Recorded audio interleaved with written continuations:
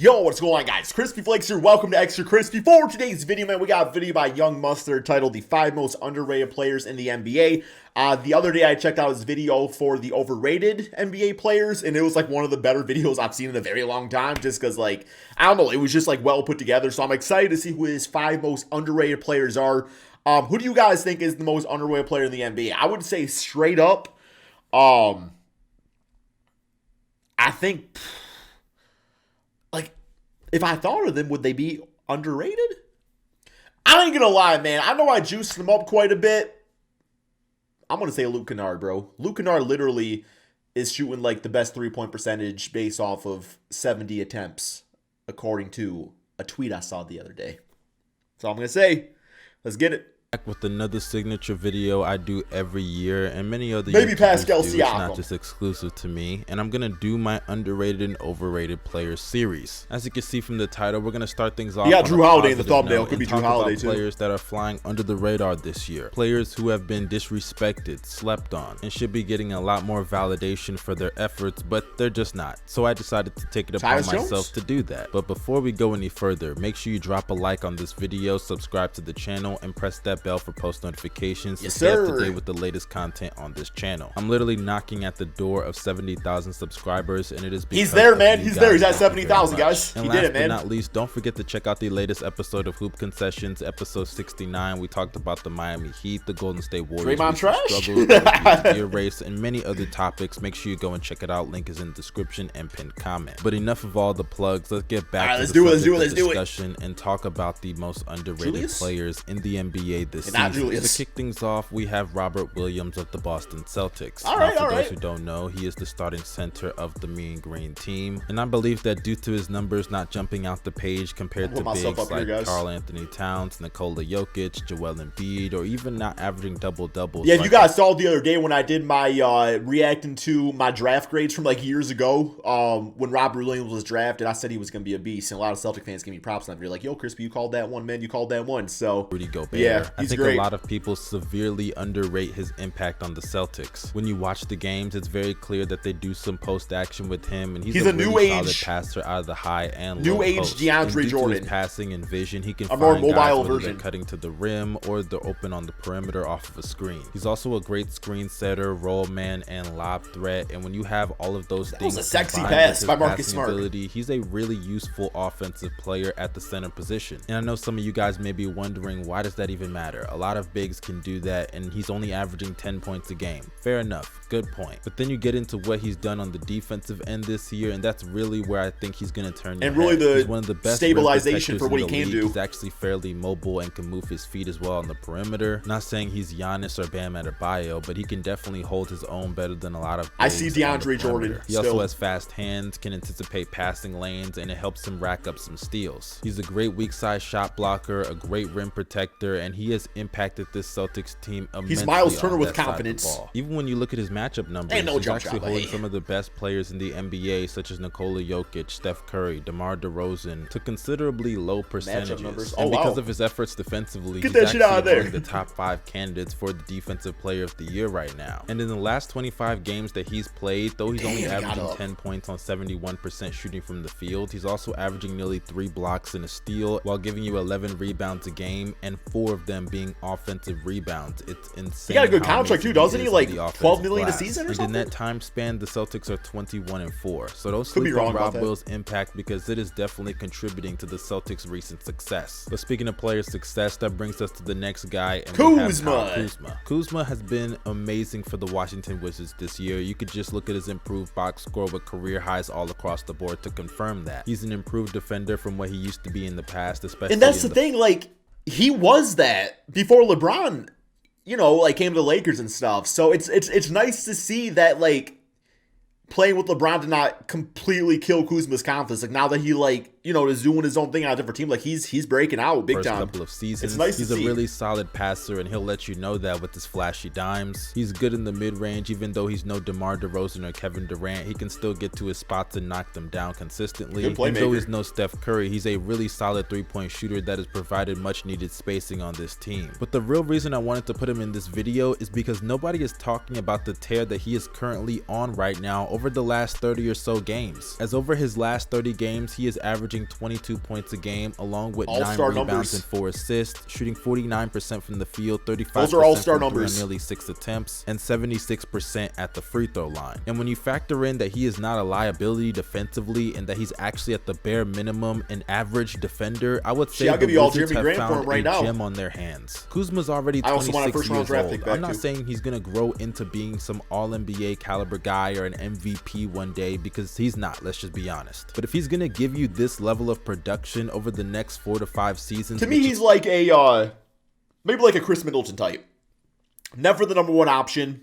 You can see with the right number 1 option, like him really excelling at that 2 role, but LeBron wasn't that number 1 option for him. So yeah, like the Wizards ain't gonna like win a championship with, well, I guess they got like Beal though. Beal with Kuzma, but yeah, okay. Which is very possible. I guess I don't know. Paired along with Porzingis and whatever you get in the offseason around Bradley Beal, because it's clear he's not going anywhere, I honestly think that could do justice for the Wizards' future going forward. And the fact that nobody is talking about him averaging 22 and 10 damn near over the last 30 games is insane to me. It truly goes to show the lack of attention that small market teams and players in those markets get in comparison to he wasn't even like a snub even for the All-Stars. Nobody even talked about as an All-Star. And not even doing what he's doing now, he was getting talked about like crazy. But hey, maybe leaving LA was just the right move for him, because who knows if he could have ever done this with the Lakers, especially. Yeah, he had to focus on hooping. But let's move on to another player, and that is Jrue Holiday. Had to get away from the Hollywood spotlight. Holiday has been one of the most underrated players, not only this year but in recent years as well. I know he's coming off of a championship, but when you talk about the better players over the last 5 to 6 or even decade, if we're being quite honest, because Drew's been in the league for a really long time, his name is hardly ever brought up, despite him being one of the most consistent point guards and best two-way players in the league over the last decade. And this year has been no different, as he has career highs in field goal percentage, 3-point percentage, he was a beast his rookie season. He get rookie of the year, 50% from the field, 42% from 3-on-5 attempts a game, and 60% true shooting. See, and this, like,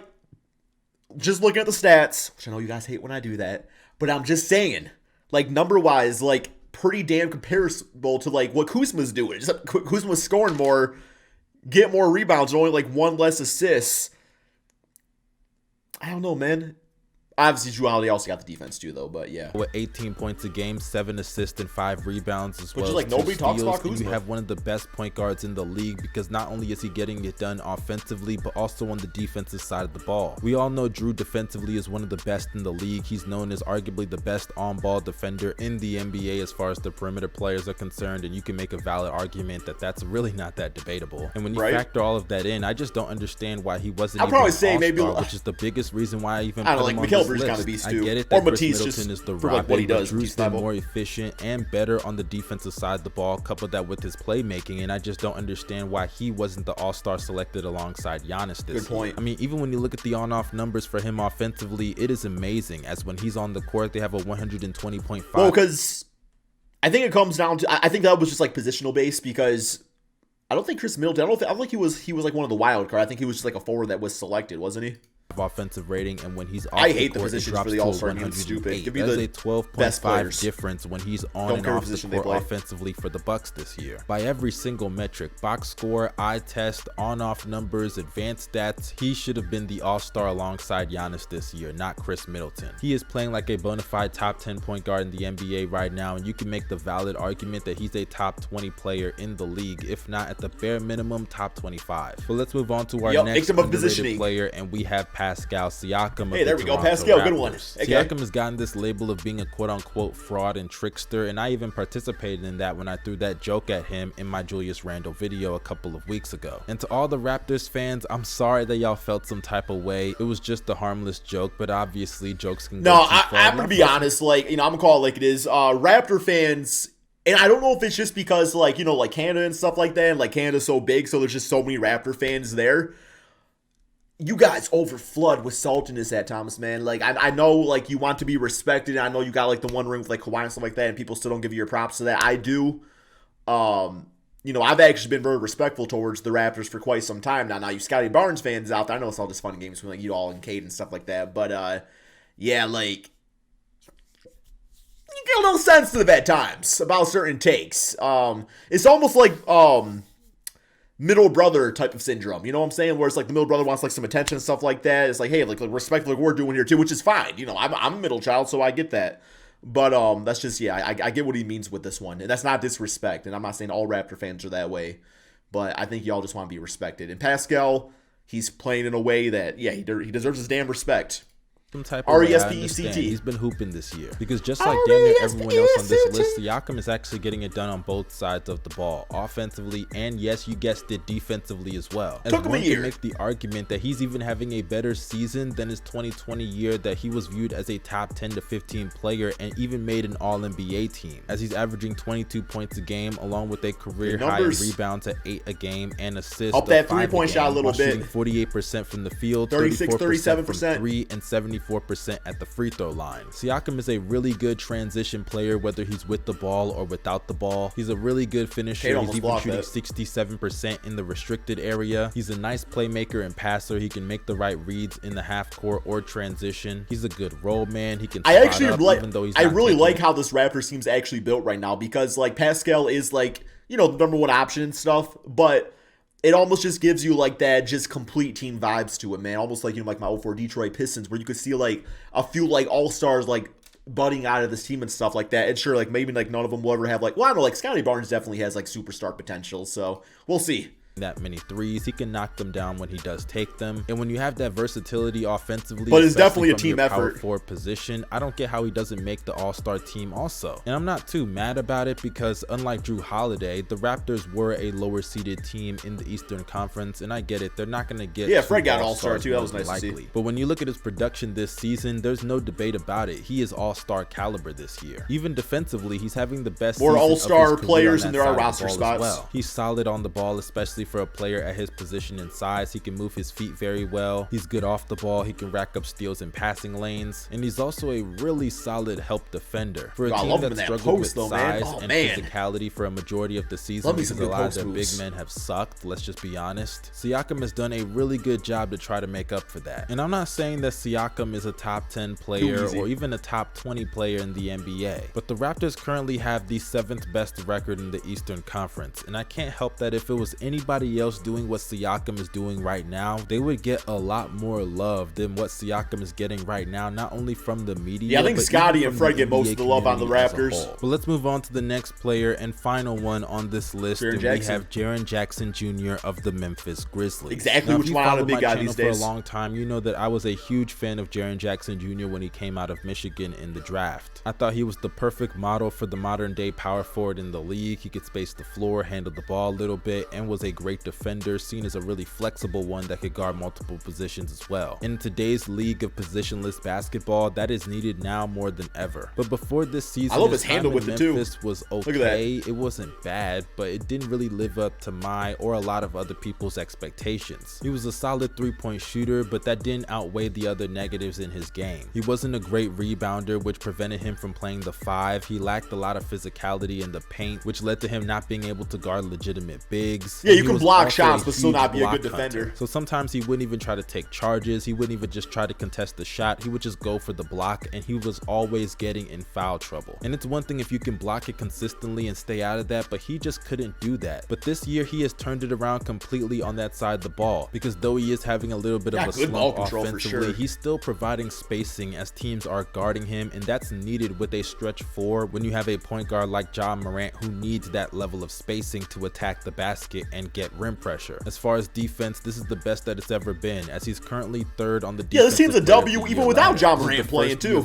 Y'all been seeing what they've been doing? Fewer than 5 fouls per 36 minutes played with 4.4. He also leads the league like in total 13 and 2 last I heard. 25 and is tied with 3rd in blocks per game. The Grizzlies are 15 and 1 whenever he records 3 or more blocks also. And according to the team's stats, when an opponent attempts a shot within 6 feet of the basket, his field goal percentage is 13.7% lower when Jaren Jackson Jr. is not contesting. He truly is one of the best defensive players in the league, and on a team that has Ja Morant on it, who is not that great of a defender, he is the glue that holds their defense together. And so I'm a little shook. My girlfriend just texted me. We all, I said we all, like I got, my girlfriend and I, we bought these little Digivices.